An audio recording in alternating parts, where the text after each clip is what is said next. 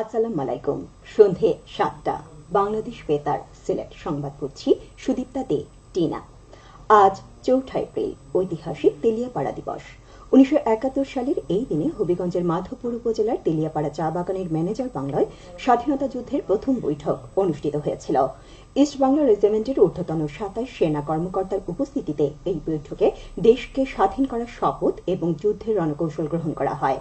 মুক্তিযুদ্ধের রণাঙ্গনকে ভাগ করা হয় ১১টি সেক্টর ও ৩টি ব্রিগেডে। অস্ত্রের যোগান, আন্তর্জাতিক সমর্থন সহ গুরুত্বপূর্ণ ঐতিহাসিক সিদ্ধান্ত গৃহীত হয় এ সভায়। প্রতি বছর ৪ এপ্রিল হবিগঞ্জ জেলা মুক্তিযোদ্ধা সংসদের উদ্যোগে অনুষ্ঠানের আয়োজন করা হলেও এবার পবিত্র রমজানের জন্য সীমিত আকারে কর্মসূচি গ্রহণ করা হয়। সকাল ৮টায় তেলিয়াপাড়া স্মৃতিসৌধে ফুল দিয়ে শ্রদ্ধা জানানো হয়। পরে অনুষ্ঠিত হয় আলোচনা সভা। এতে প্রধান অতিথি ছিলেন জেলা প্রশাসক জিলুফা সুলতানা। এতে বীর মুক্তিযোদ্ধা, জনপ্রতিনিধি, সাংবাদিক, শিক্ষক ও চা শ্রমিক নেতারা অংশ নেন। ক্রেতা বিক্রেতাদের হাঁক ডাকি মুখর সিলেটের ইফতারের বাজার। হরেক রকমের ইফতার সামগ্রীর পসরা সাজিয়ে বিক্রি করছেন দোকানিরা। ক্রেতারা ছুটছেন পাহাড়ি ইফতার কিনতে। সিলেটের ইফতার বাজার নিয়ে এবারে থাকছে একটি বিশেষ প্রতিবেদন। সিলেটের ইফতার মানেই অন্য কিছু। ছোলা, পেঁয়াজু আর বেগুনির সাথে এখানকার ঐতিহ্য হচ্ছে আখনি কিংবা পাতলা খিচুড়ি। নগরের প্রাণকেন্দ্র বন্দরবাজার ও জিন্দাবাজার সহ গোটা নগর জুড়ে দেখা মেলে ইফতারের দোকানের। হোটেল রেস্তোরাঁর সামনে শামিয়ানা টাঙিয়ে নানা পদের ইফতারির পসরা সাজিয়ে বসেছেন বিক্রেতারা। রেস্তোরাঁর পাশাপাশি ফুটপাতেও চলছে ইফতার বিক্রি।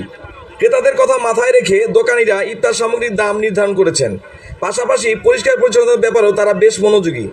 বিক্রিও যথেষ্ট ভালো বলছেন তারা। প্রায় ২৫০ কেজির মতো বিক্রি করছি পাতলা খিচুড়ি।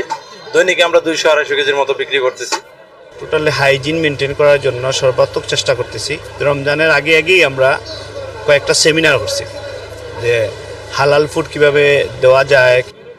পাতলা খিচুড়ি, আপনারা বিফ আখনি, চিকেন আখনি, তাছাড়া আমাদের এখানে স্পেশালি আছে নার্গিস কাবাব, জালি কাবাব, চিকেন জালি কাবাব, বিফ জালি কাবাব, নানা প্রকার আমাদের আইটেম আছে। সিলেটের ইফতার বাজারে বরাবরই চাহিদা বেশি থাকে আখনি ও পাতলা খিচুড়ির। এর পাশাপাশি ক্রেতারা বিভিন্ন ধরনের কাবাব, হালিম, ফিরনি, পেঁয়াজু, বেগুনি, ছোলা, জিলাপিও কিনছেন। দাম নাগালের মধ্যে হওয়ায় পছন্দের খাবার কিনতে পেরে সন্তুষ্ট ক্রেতারা। এই একটা মাস আমরা খুবই এনজয় করি এবং ইফতার সামগ্রী আমরা বিভিন্ন রকমের আইটেম পাই। আমরা খুব এনজয় করে এই উপভোগ করি খাবারটা। এই সিলেটের প্রায় প্রতিটা বাসা বাড়িতে এই নরম খিচুড়িটাই আসলে প্রধান আকর্ষণ। আমাদের এইখানে বিফ আখনি বিশেষ আকর্ষণ, তারপর এই চিকেন আখনি আর পাতলা খিচুড়ি, কাচ্চি বিরিয়ানি, এইগুলা বিশেষ আকর্ষণ। পেঁয়াজুটা বেশি, বেগুনি, তারপর আরো যে অন্যান্য যে চপটপ আছে এগুলো বেশি খায়। আলিবরা আছে, সানা আছে, আখনি আছে, এগুলো আমরা সিলেটি অত্যন্ত সুফলবালা পাই, বুঝছেন। মিষ্টি পরোটা এটা হয়, আমরা বকরখানি হয়, এইটা পাওয়া যায়, এটা আমরা খুব ভালো লাগে। বর্তমানে সিলেট শহর ও আশপাশের ছোট বড় সব ইফতারের দোকান মিলে প্রতিদিন গড় হিসেবে ৬০ থেকে ৭০ লাখ টাকার ইফতার সামগ্রী বিক্রি হচ্ছে। দুপুর ১২টার পর থেকে শুরু হয় ইফতার বিক্রি। বিকেল ৩টার পর থেকে বেড়ে যায় ক্রেতাদের ভিড়। জমজমাট এই ইফতার বাজার চলবে ঈদের আগের দিন পর্যন্ত। সঞ্জয় সরকার, বাংলাদেশ বেতার, সিলেট। পবিত্র ঈদ উল ফিতর উপলক্ষে হবিগঞ্জ জেলায় প্রায় ১,০৪,০০০ বিসিএফ কার্ডধারী নারী পুরুষকে ১০ কেজি করে সরকারি চাল দেয়া হচ্ছে। আজ জেলার বিভিন্ন ইউনিয়ন এবং পৌরসভায় এই চাল বিতরণ কার্যক্রম শুরু হয়। এর মধ্যে হবিগঞ্জের ৫টি পৌরসভায় ২৪,৬৪৫ জন বিসিএফ কার্ডধারীদের মাঝে ২৪৭ মেট্রিক টন চাল দেয়া হচ্ছে। ৯ উপজেলায় ৭৯,৩৫৪ জন কার্ডধারী পাচ্ছেন প্রায় আর ৭৯৪ মেট্রিক টন। প্রতিজনকে ১০ কেজি করে চাল দেওয়া হচ্ছে। একই কর্মসূচির আওতায় মৌলভীবাজার কমলগঞ্জ উপজেলার ইসলামপুর ইউনিয়নে ১,০২৭টি পরিবারের মধ্যে ১০ কেজি করে বিসিএফের চাল বিতরণ করা হয়। গতিসীমা মেনে চলি নিরাপদে বাড়ি ফিরি শীর্ষক সেমিনার অনুষ্ঠিত হয়েছে আজ মৌলভীবাজারে। সকালে সরকারি উচ্চ বিদ্যালয় অডিটোরিয়ামে অনুষ্ঠিত সেমিনারে প্রধান অতিথি ছিলেন সংসদ সদস্য জিল্লুর রহমান। জেলা পুলিশ সুপার মোহাম্মদ মনজুর রহমানের সভাপতিত্বে অনুষ্ঠিত সেমিনারে প্রজেক্টরের মাধ্যমে সড়ক নিরাপত্তা, ট্রাফিক আইন ও ট্রাফিক সিগন্যাল সম্পর্কে ভিডিও চিত্র প্রদর্শন করা হয়।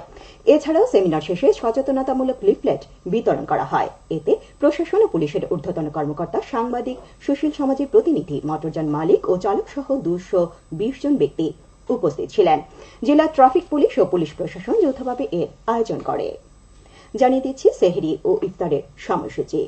সিলেট ও এর পার্শ্ববর্তী এলাকায় আগামীকাল সেহরির শেষ সময় ভোর 4:20 এবং ইফতার সন্ধ্যা 6:14। সবশেষে আবহাওয়া। রাত 1টা পর্যন্ত পূর্বাভাসে বলা হয়েছে সিলেট সহ পার্শ্ববর্তী এলাকায় পশ্চিম উত্তর পশ্চিম দিক থেকে অস্থায়ীভাবে ঘন্টায় সর্বোচ্চ 60 কিলোমিটার বেগে দমকা থেকে ঝোড়ো হাওয়া বয়ে যেতে পারে।